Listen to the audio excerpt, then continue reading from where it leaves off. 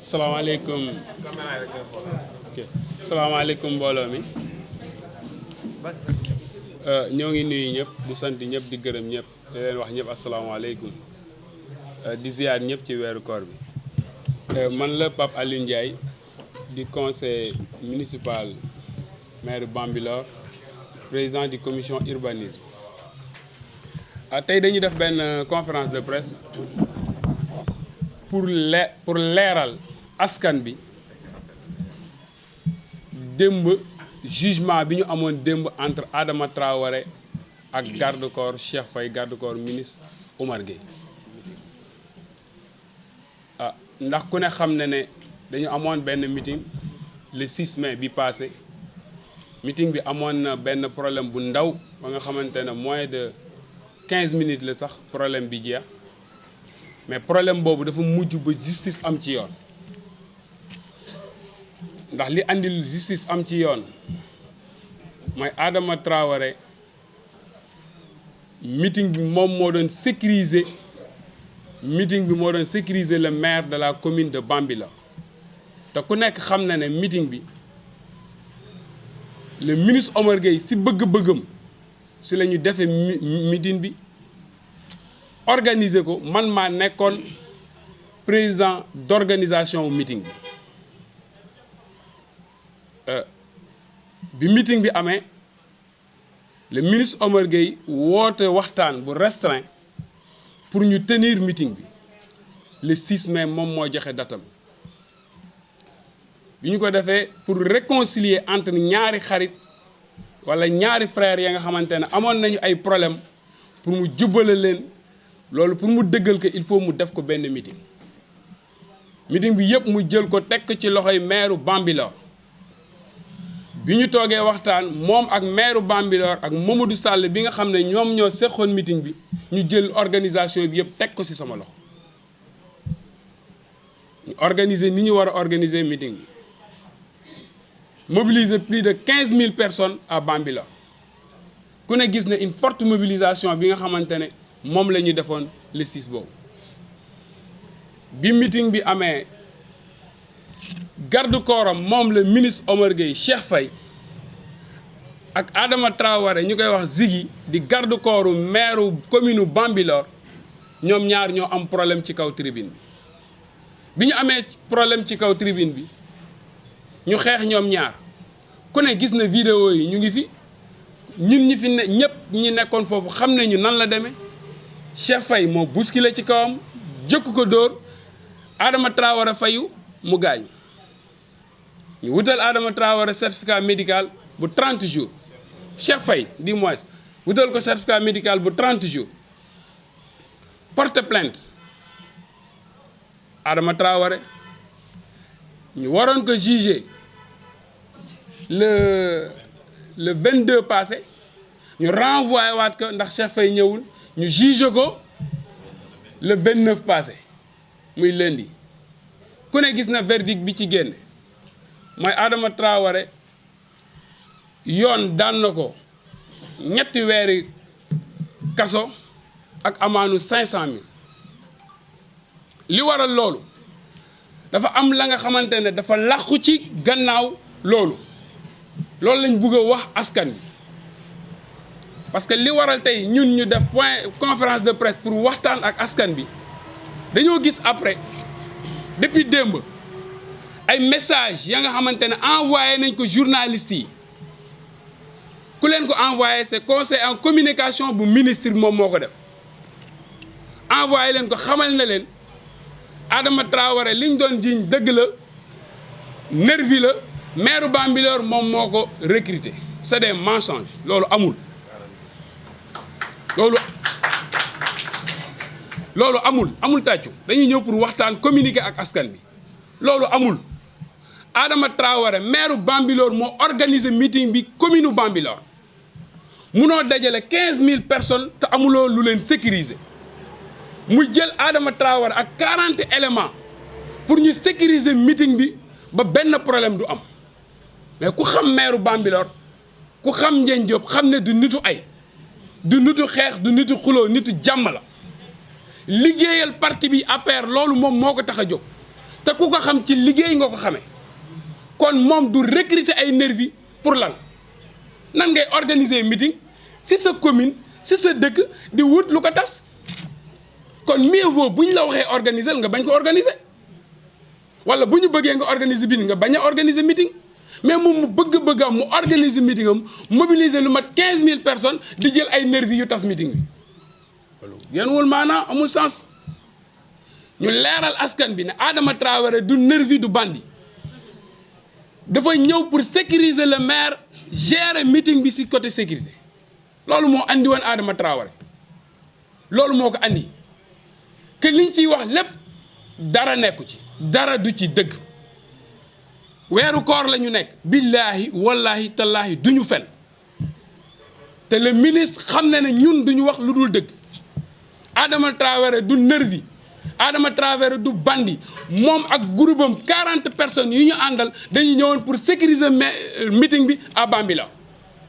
tuumaal nañ ko nag na ko nervi la wutal certificat médical Cheikh Faye de 30 jours tëj Adama Traoré mais yàlla moom mooy jugé ëllëg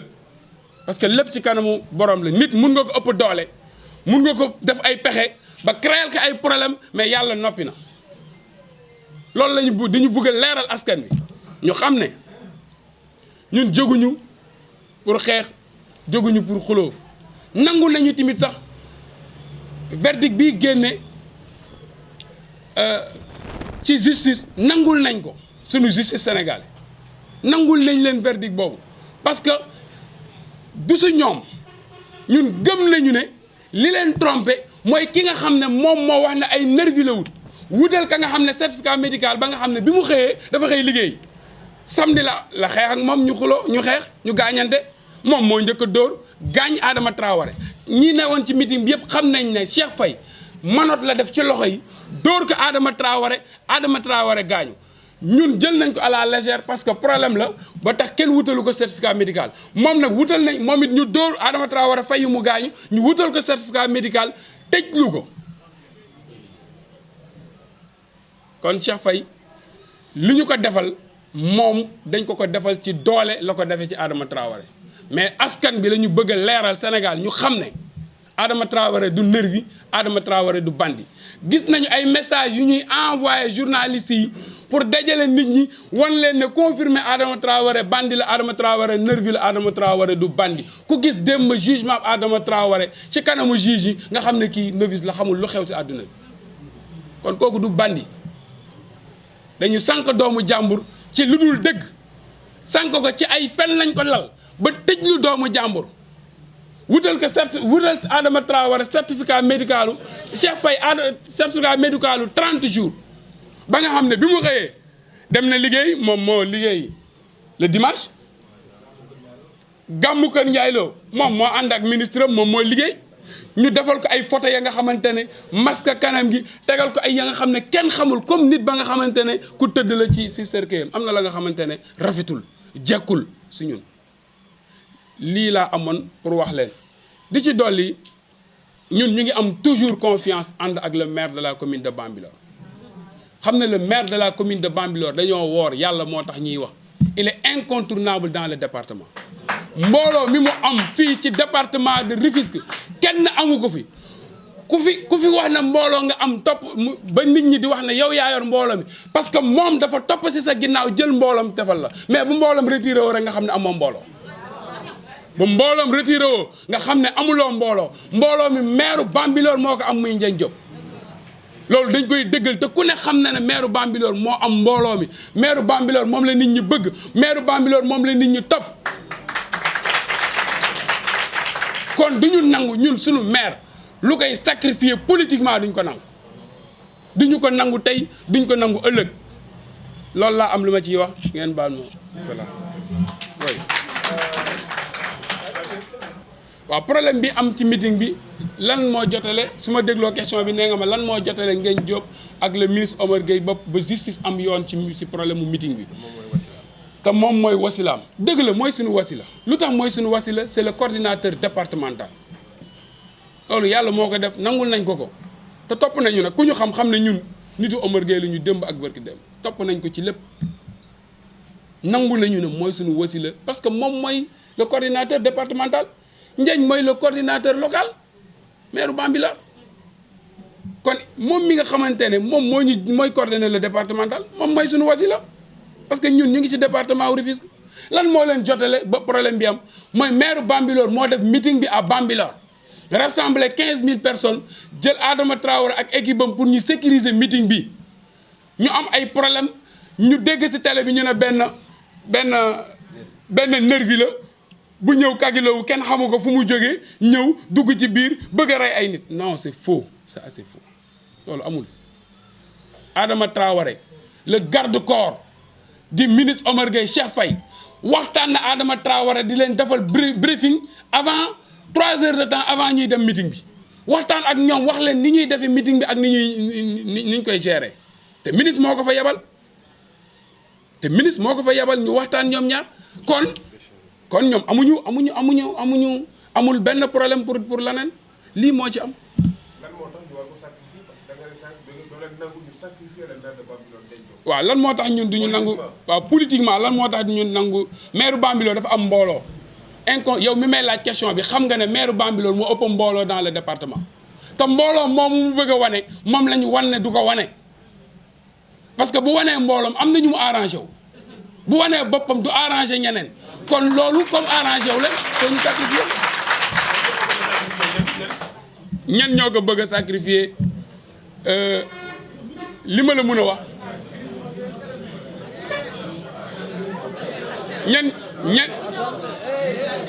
ñen ñoo ko bëgg a sacrifier mooy ñii wane dans le département ñoom ñoo yor mbooloo mi moom la nit ñi topp te nit ñi topp ñu la nit bu dul gagné sa bureau de vote nit bu mun am na ñu bëgg a teg ci sunu kanam wan leen ne yéen a yor mbooloo mi nit ku mënul gagné bureau de vote am mënul gagné centre de vote am mënul gagné commune am mënul gagné ville am ñu jël Ndiagne Diop depuis muy def politique mooy gagné bureau de vote am à 80% mooy gagné centre de vote am à 80% mooy gagné commune am kooku mënuñu ko dëggale ak keneen.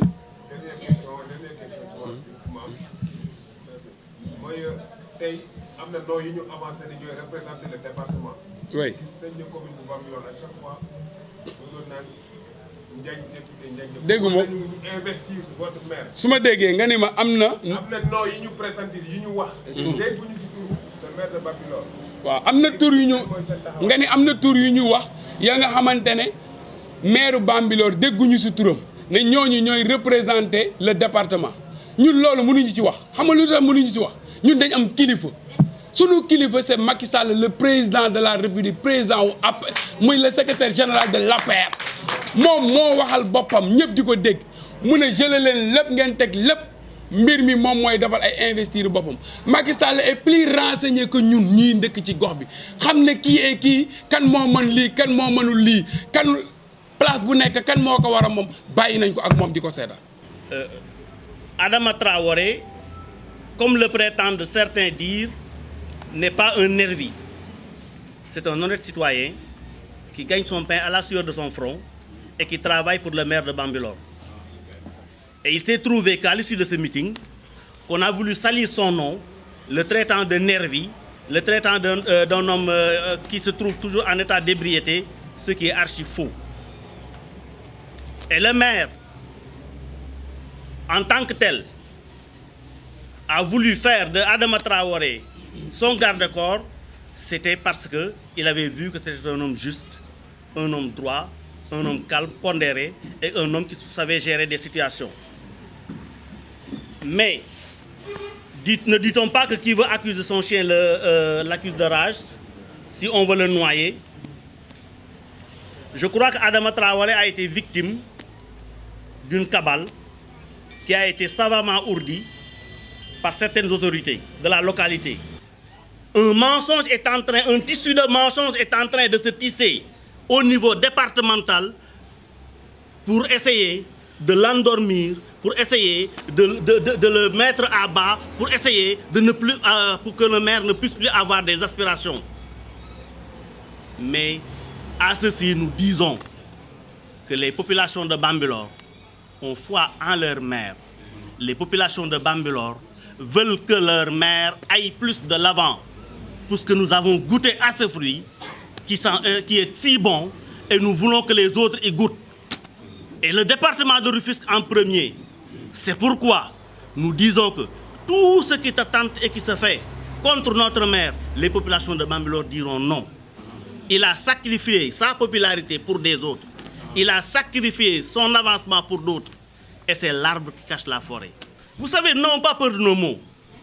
Nous n'allons pas abonder dans un sens où nous allons essayer de cacher quelque chose. Nous, population de Bambilor, nous pensons que les autorités départementales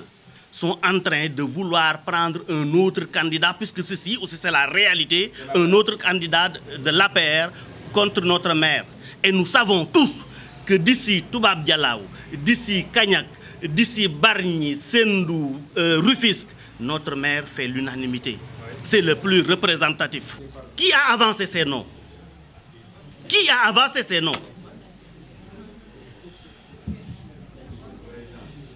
Nous n'avons pas entendu d'autres noms. Nous, les noms que nous entendons, c'est les noms de notre maire. Une situation pareille, il est de mon devoir de clarifier certaines situations. Surtout étant donné que je suis le doyen de ce parti. C'est moi qui ai fait naître ce parti dans l'ex-communauté rurale de Sangalkam. Donc je pense qu'aujourd'hui, une situation pareille demande quand même que j'y apporte certains éclaircissements. Et j'ai été vraiment dégoûté par le comportement du ministre Omar Gueye. J'ai été dégoûté, je dis bien, par le comportement du ministre Omar Gueye. Parce qu'aujourd'hui, je pense que quand on se réfère de la venue du président de la République dans la zone où le maire de Bambilor a eu à mobiliser 117 cars qu'il a mis entre mes mains, et ça j'ose le dire, je pense qu'il ne mérite pas ça. Donc, je crois qu'aujourd'hui, il faudrait que la vérité, qu'on puisse l'éclater. Le maire de Bambilor, depuis son ancrage dans le parti de l'APR, je pense qu'aujourd'hui, il mérite tout ce qu'un responsable peut mériter dans ce pays. Mais ce qui m'a un peu vraiment mis mal à l'aise, comment on peut avoir un responsable avec qui on a travaillé dans l'ex-gouvernement d'Abdoulaye Wade, avec qui vous êtes parti en délégation spéciale à deux reprises et qui a été toujours fidèle en toi. Aujourd'hui, par rapport au découpage qui s'est passé, vous vous retrouvez avec 3 villages. Il a eu la chance de se retrouver avec 21 villages. Cela ne doit pas être une jalousie. Cela ne doit pas être une jalousie. C'est sa chance et il aurait pu le coacher. Je me rappelle, quand je venais d'intégrer le groupe de Omar Gueye, Ndiagne qui avait toujours l'habitude de dire que Omar Gueye, quand il s'agit de mourir, je serai le dernier à mourir. Et à cette époque, c'est quelque chose vraiment qui était réel en lui. Qui était réel en lui. Je pense qu'un produit pareil, il ne faut pas attendre jusqu'à maintenant pour essayer de le détruire. Mais moi, j'appelle le président de la République et l'ensemble des responsables de ce parti. Personne, je dis bien, n'est plus ancré que moi dans ce parti. J'ai intégré le parti en 2008. Ma première réunion, il y avait 17 personnes dans la commune de l'ex-communauté de Sangalkam. Mais aujourd'hui, par rapport à cette situation, si Ndiagne Diop est sanctionné, moi je quitte le parti. Parce que c'est pas normal. C'est pas normal. Moi, pour quelqu'un qui me connaît, il y a certaines choses, je le dis à haute voix. Ndiagne Diop est un responsable discipliné qui a travaillé pour le président et qui a travaillé pour l'émancipation et vraiment la grandeur de ce parti dans cette zone. Et ça, nous le reconnaissons. Ndiagne Diop est en train d'être trahi par le ministre Omar Gueye. Ah oui, ça j'ose le dire. Ça, je le dis à haute voix. Vous dites quoi? Vous dites quoi? Je dis qu'aujourd'hui, le comportement du ministre, c'est un comportement qui va vers une trahison. Ça, je le dis. Hein. Moi, tout le monde me connaît. Parce que quand le ministre a eu des problèmes de délégation spéciale, j'ai intervenu. Donc si aujourd'hui, il fait quelque chose qui n'avance pas le parti, j'interviens. Le ministre n'a qu'à se ressaisir. Il doit se ressaisir. On ne demande pas un coordinateur départemental qui est là pour sacrifier les responsables communaux. Ce n'est pas ça qu'on souhaite. Donc le ministre n'a qu'à se ressaisir et revoir sa position. Il ne peut pas avoir un responsable plus engagé que Ndiagne Diop dans le département. Donc je pense que, mes chers journalistes, c'est tout ce que j'avais vraiment à dire. Donc maa ngi leen di gërëm di leen sant di wax ni maa ngi leen di gërëm yéen ñëpp ñi nga xam ne tey ñëw ngeen vraiment fekk ci point de presse bi man nag kenn ku nekk xam na ni coow li ba mu paree ba mu commencé ba léegi musuma ci wax mais nag dafa àgg foo xam ne war naa ci wax ndax ñii ba ma dalee ànd ak ñoom ba tey yàgg na mais toujours ci ngor laa ànd ak ñoom te ngor boobu aussi laa gis ci ñoom yóbbu nañ leen fi délégation spéciale d'une manière arbitraire j'ai intervenu avec des responsables ñu revenir sur cette décision et en ce moment le ministre avait les mains liées booba ministre bi laa wax mënu ci dara kon tey suñu demee ba nga xam ne bi ñu duggee APR ak léegi Ndiagne bi fi président de la république di ñëw téeméeri kaar ak fukk ak juróom-ñaar la mobiliser sama loxo la ko teg waxuma beneen loxo de man sama loxo laa wax kon loolu yaakaar naa ku ko mënal président de la république def ko ngëm-ngëm googu am nga ko su fekkee ni nag yàlla dafa séddale moom mu am ñetti dëkk Ndiagne am ñaar fukki dëkk ak benn loolu dafa war a xam ne daf ko war a sant yàlla parce que moom moo leen joxoon délégation spéciale ñu hérité loolu kon loolu bu mu tax mu nekk en mal ak moom loolu rafetluwuma ko man li ma rafetlu mooy Ndiagne yàgg na ànd ak Omar Gueye ba ñu dem ba mu jox leen ay délégation spéciale ñu dem tey ba kenn ku nekk am commune kon loolu yaakaar naa ne ku yar nit ba tolloog moom foofu ba loolu am da nga ko war a sant yàlla mais jëf ji fi am bu yàggul du jëf ju rafet ndax ñun ñëpp bi muy am ñi ngi ci kaw tribune bi te li ma ci gën a metti moom ba mbir mi amee la mu jëkk a wax ak li Omar yu mu wax dafa waroo kon mbir mi kàcc am na ci kilifa nag am na loo xam ne bu ñu koy séntu ci yow yaakaar naa ni am na noo xam ne boo koy doxee daanaka da ngay dem ba yow da ngay matadi. Cheikh Faye xamal nañu ne moom bëggul woon sax. nga ni ministre bi. ndax mu ngi ci yoonu woor ki nga xam ne mooy le maire de Bambilor. waaw ni mbir mi doxee waxuma la war waaye bu yàggee sax bu pexem jubee est-ce que Ndiagne Diop du toog ci benn place ndax nit boo mënee wax ci presse nga ni maire bi moo recruter ñeent fukki nervi ak ñaar mais yaa ngi koy duural.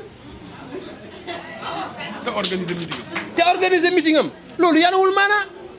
nga jël sa nga am sa garde corps nga defal ko incapacité fanweeri fan te garde corps bi continuer di la garder mais loo ci jublu kon dugal ay nit nga ci jublu ministre bi na xam ni yàlla moo ko bind doole yàlla moo koy maye mais nag doole bu nekkee benn ñu dem ba dagg ko bu ñekk ñeenti doole ji ëpp tey ci quartier yi commune Bambilor la na ko nangu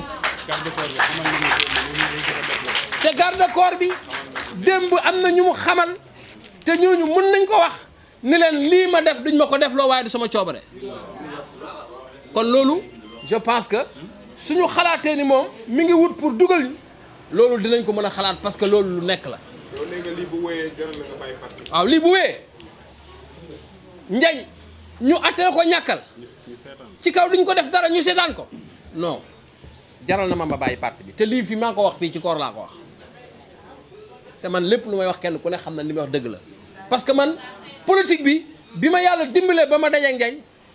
laa retiré wu man ñëpp toog fii ñëpp xam nañ ko ma ne bis ni ki tey dootuma nekk coordinateur Ndiagne mii mooy coordinateur parce que moo ko mérité Ndiagne maa ko choisir def ko maa ko choisir mu nekk candidat commune noonu ma ko choisir nag képp kuy dal ci kawam na ngay joggi ci man ba pare doo ko jàll